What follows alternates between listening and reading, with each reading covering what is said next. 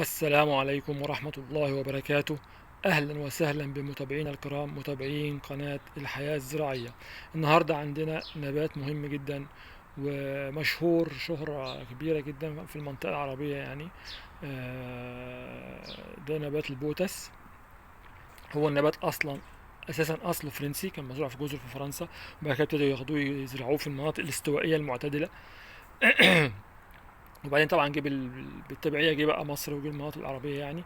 ونبات سهل جدا في زراعته، سهل في الرعاية بتاعته، مال البيوت طبعا. النباتات المهمة اللي بتنظف الهواء. يعني منظمة الصحة العالمية وناسا والجماعة كلهم قالوا إن النبات ده من النباتات اللي هي بعد دراسات طبعا. عفوا. قالوا إن النبات ده من النباتات اللي بتنقي الهواء في البيت. في البيت لو انت حاطه في البيت النبات بينقي هواء المنزل كويس يعني. هنقول بسم الله ونشوف بيتعقل ازاي. النبات بيتعقل بطريقتين: طريقة الترقيد او التعقيل. ثلاث طرق كمان: ترقيد، تعقيل، عندك كمان بالمية. ودي الحاجات اللي ممكن نعملها في البيت بسهولة يعني. من موضوع المية ده، لو انت ما عندكش بيت موس، ما عندكش اي حاجة، ممكن تعقل في البيت وتعمل منه شغل حلو قوي قوي قوي. عن طريق ان انت تحطه في البطرمانات، في اي ازازه عندك في البيت فاضيه. عشان كده بقول يا جماعه ما حدش يرمي الجارات او البطرمانات اللي بيجي فيها العسل، بيجي فيها اي شيء بتجيبه انت بتشتريه، زيت بقى، زيتون، اي حاجه، بتروح ما بترميهاش، بالذات الفضلات الازاز. اوكي، انت على البلاستيك مش عايز ترميه انت حر، لكن الازاز دي حاجات بتبقى اصلا تحفه يعني. ممكن تعمل فيها شغل كتير قوي قوي قوي قوي. في الحلقات الجايه ان شاء الله يبقى اعرفكم ازاي تحطوا فيها حاجات تانية غير الزراعه يعني. فممكن تحط فيها زي ما قلنا البوتس، وهينتج ويشتغل كويس قوي، وهوريكم ازاي ان شاء الله يعني نعمله دلوقتي. فهنروح على البوتس كده. البوتس بنشوف هتلاقي هو اصلا اوتوماتيك. العيدان بتاعته انت بتاخد العيدان المهدله، يعني انت مش تنفع تعقل من هنا او تاخد عقله من هنا. انت بتنزل على تحت خالص، بتلاقي اللي هو نفسه نازل مهدل كذا عود تحت اهو. تمام. الترقيد الهوائي انت زي ما قلنا قبل كده، هو خلاص هو مخرج عندك الجذر اللي طلع عند كل عين ده، عند كل عقله هتلاقي فيه جذر طالع كده مع نفسه يعني. اهو بص، في كل عين هتلاقي فيه واحده طالعه. انت لو سبته اصلا يعني، انت هو الزراعيه موجوده كده، لو سبتها في الحوض بتاعها البتموس كده، او على الرمله او اي شيء، هتلاقيها نفسها راحت نزلت على خيط بعضها وعملت جذور واشتغلت في الارض. حتى انت بعد كده ممكن لو قصيت من هنا، هو خلاص الجذر اوريدي اشتغل وبقى زي الفل، وهتلاقي الجزء ده مع نفسه شغال يعني. فما تقلقش منه يعني. دي طريقه اللي هي طريقه الترقيد الهوائي. انت كده يعتبر مترقد هوائي، اللي هو اشتغل خلاص. انت قصيت من هنا بقى ده عود مستقل. بعد كده في الترقيد بالعقله، انت بتاخد عقله بتقص، يعني بتقص مثلا زي كده، بتيجي من هنا مثلا او من فوق شويه مش مشكله، وبتقص كده اهو. وبعد كده بتشيل الورق بتاعها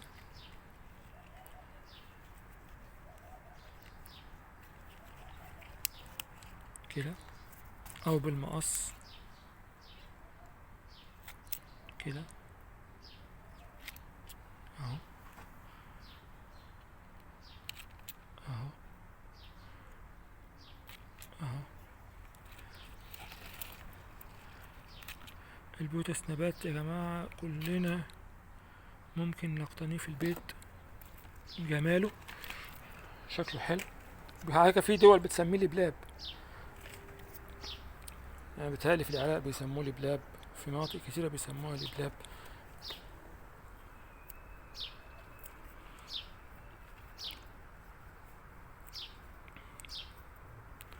بعد كده بنبتدي ايه، انا في كام واحدة انا منضفهم يعني، مجهزهم. بتبتدي تاخد عقلتين، لازم تاخد عقلتين. بتاخد من هنا او من فوق شوية عادي، مفيش مشكلة. بتاخد عينين، سوري انا اسف، ادي عين وادي عين.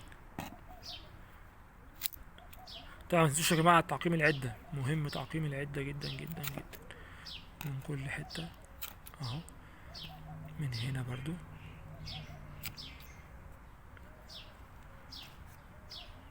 احنا قلنا دي واحد اتنين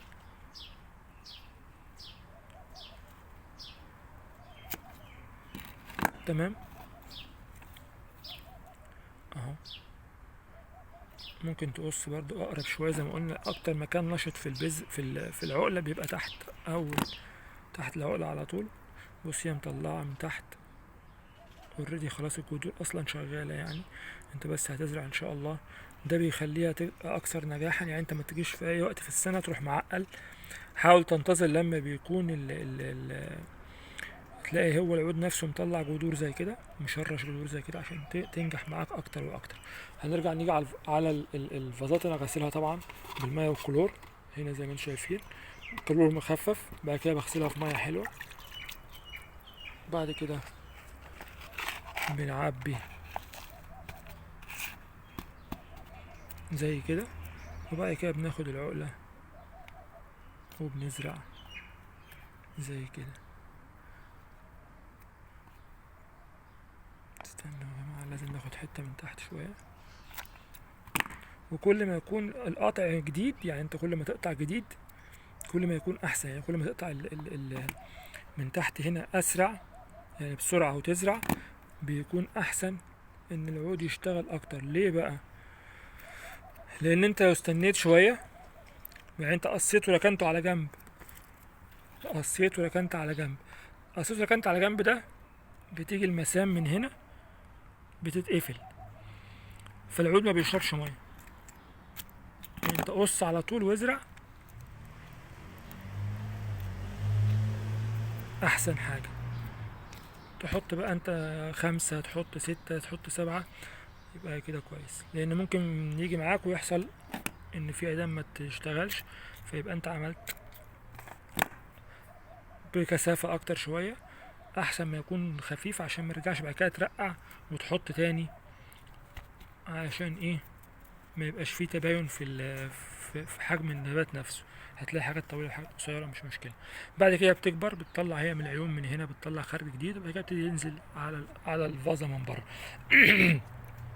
بعد كده عندنا الطريقة اللي قلنا التانية، اللي هي بالمية.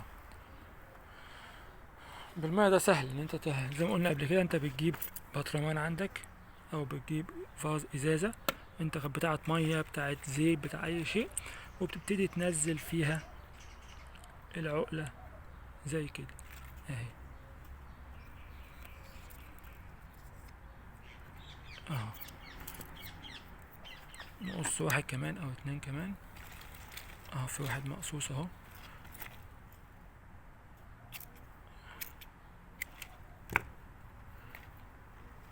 اهو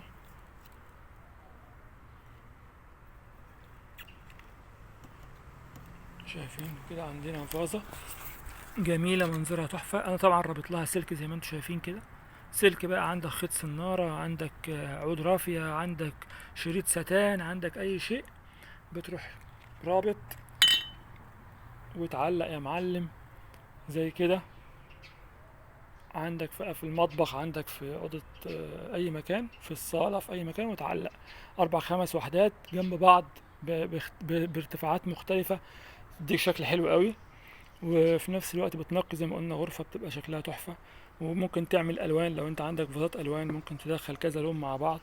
يعني أنت عندك ده، بص هنا طبعا أنا شايل اللزقة بتاعت دي سوري، دي كان عليها لزقة شلتها طبعا، دي بتاعت زيت، وحطيت في قلبها ميه برضو، وهستخدمها ان انا ممكن برضو اربطها من هنا بسلكة، او زي ما قلنا بحتة رافية، بحتة ستانة، بحتة اي شيء عندك، بتربط وتحط البوتة زي كده وتعلق، تديك شكل تحفة. او تسيبهم جنب بعض، لو انت عندك 3 شبه بعض تحطهم جنب بعض وتروح زارعهم، برضو بيدوك شكل حلو قوي. بطرمان زي كده برضو ممكن تزرع فيه، ما عندكش مشكلة. وبكده يكون ان شاء الله خلصنا الحلقة بتاعتنا. ما تنساش تعمل اشتراك للقناة، سبسكرايب، شير، علشان يوصلك كل جديد، وفعل زر الجرس عشان تستفاد وغيرك يستفاد ان شاء الله. ويا رب تكون الحلقة عجبتكم. انا بس في حاجة عايز اقولها لكم كمان، انت ممكن تعمل ستيك زي كده. في ناس بتسألني ازاي نعمل ستيك زي كده، اللي هو يبقى ستاند زي كده. تمام. الستاند ده انت بتجيب الستاند من عند، بتباع الستيك، بيبقى ستيك هو لون خيش، على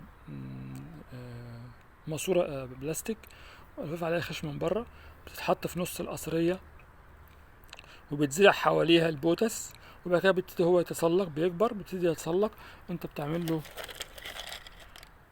له دبابيس زي كده، وبتبتدي تثبت دول كده، بتاخد دي كده وبتثبتها في الستيك كده، ويبتدي هو يطلع زي ما انت شايف كده، يبقى شكله بالمنظر اللي انت شايفه ده. ويا رب تكون الحلقة عجبتكم، كانت خفيفة على قلبكم، وما تنسوش بقى تعملوا لنا شير عشان الناس تستفاد زي ما انت بتستفاد. يلا، السلام عليكم ورحمة الله وبركاته.